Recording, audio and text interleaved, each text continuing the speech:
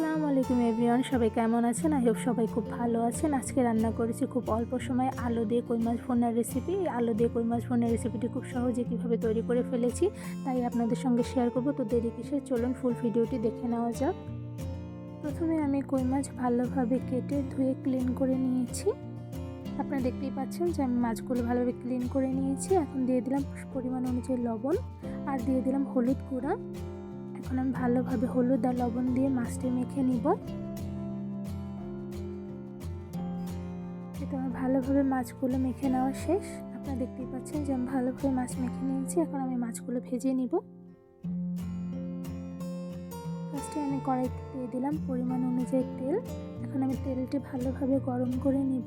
তেল গরম হয়ে গিয়েছে, এই পর্যায়ে দিয়ে দিলাম লবণ আর হলুদ দিয়ে মেখে রাখা ওই মাছগুলো। আমি এখানে একটা একটা করে মাছ দিয়ে দিয়েছি। মাছগুলো ভালোভাবে ভেজে নিব। তো ভালোভাবে জাল দিয়ে নিচ্ছি। এই পর্যায়ে মাছের অপোজিট সাইডটা হয়ে গিয়েছে, তাই আমি উল্টে নিচ্ছি মাছগুলো। তাই তো আমার মাছগুলো উল্টে নেওয়া শেষ। এখন আমি ভালোভাবে জাল দিয়ে নেব যাতে প্রপারভাবে মাছটি রান্না হয়ে যায়। আর আমি সেম প্রসেসে সবগুলো মাছ ভেজে নেব।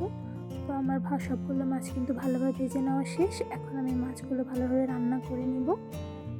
তো আমি কড়াইতে দিয়ে দিলাম পরিমাণ অনুযায়ী পেঁয়াজ কুচি। এখন আমি ভালোভাবে নেড়ে নিচ্ছি আর আমি ভালোভাবে জাল দিয়ে নেব যাতে প্রপারভাবে পেঁয়াজটি হয়ে যায়। পেঁয়াজটা কিন্তু অনেকটা হয়ে গিয়েছে। এ পর্যায়ে দিয়ে দিলাম রসুন বাটা, আদা বাটা, জিরা গুঁড়া, হলুদ গুঁড়া, সাথে দিয়ে দিলাম লাল মরিচের গুঁড়া, সাথে দিয়ে দিলাম ধনিয়া গুঁড়া। এখন দিয়ে দিলাম স্বাদ অনুযায়ী লবণ। এখন আমি ভালোভাবে সবগুলো উপকরণ নেড়ে নিব আর মিক্সড করে নিব যাতে প্রপারভাবে মশলাটি আমি কষিয়ে নিতে পারি। তো আমি ভালোভাবে নেড়ে নিচ্ছি। এই তো আমার ভালোভাবে নেড়ে নেওয়া শেষ। এখন আমি ভালোভাবে জাল দিয়ে নিব। তো এই পর্যায়ে আমি আবার একটু নেড়ে নিচ্ছি যাতে নিচে লেগে না যায়। এখন দিয়ে দেবো অল্প পরিমাণে পানি। এখন আমি ভালোভাবে মশলাটি কষিয়ে নেব, তাই ভালোভাবে নেড়ে নিচ্ছি। এটা আমার ভালোভাবে নেড়ে নেওয়া শেষ। এখন আমি ভালোভাবে জাল দিয়ে নিব।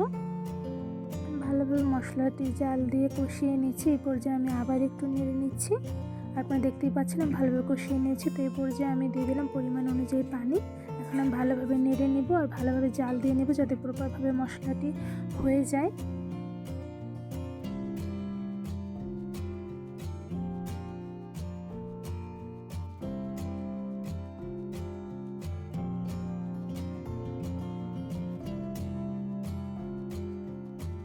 মশলাটা কিন্তু আমার অনেকটা জাল দিয়ে রান্না করা হয়ে গিয়েছে। এই পর্যায়ে আমি মশলার মধ্যে দিয়ে দিলাম ভেজে রাখা কই মাছগুলো। আমি এখানে সবগুলো কই মাছ একটা একটা করে দিয়ে দিচ্ছি।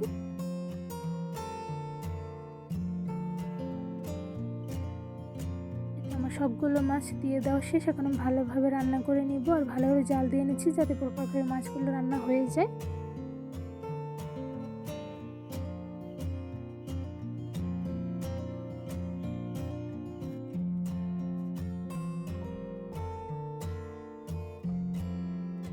মাছগুলো প্রায় রান্না হয়ে গিয়েছে। এই পর্যায়ে আমি দিয়ে দিচ্ছি ভেজে রাখা আলু। আমি এখানে স্লাইস করে আলু কেটে নিয়ে তা ভালোভাবে ভেজে নিয়েছি, তাই আমি এখন দিয়ে দিচ্ছি মাছের মধ্যে। আর আমার সবগুলো আলু কিন্তু অলমোস্ট দিয়ে দেওয়া শেষ। এখন আমি ভালোভাবে রান্না করে নিব যাতে প্রপারভাবে মাছ আর আলু সেদ্ধ হয়ে যায়। তো আমি ভালোভাবে জাল দিয়ে নিচ্ছি। এখন দিয়ে দিচ্ছি কেটে রাখা ধনিয়া পাতা কুচি। মাছগুলো কিন্তু আমি প্রপারভাবে রান্না করে নিয়েছি। এই পর্যন্ত কিন্তু মাছগুলো রান্না করে নেওয়া শেষ। এখন কিন্তু খাওয়ার জন্য একদমই রেডি। তাই আমি এখন সবগুলো মাছ একটি পাত্রে বেড়ে নিব। এই তো রান্না করে ফেললাম মজাদার আলু দিয়ে কই মাছ ভুনার রেসিপি। আলু দিয়ে কই মাছ ভুনার রেসিপিটি কেমন লেগেছে অবশ্যই আমাকে কমেন্ট করে জানাবেন। যদি কই মাছ ভুনার রেসিপিটি ভালো লেগে থাকে অবশ্যই আমার চ্যানেলটি সাবস্ক্রাইব করে দেবেন। লাইক কমেন্ট শেয়ার করতে কিন্তু একদমই ভুলবেন না।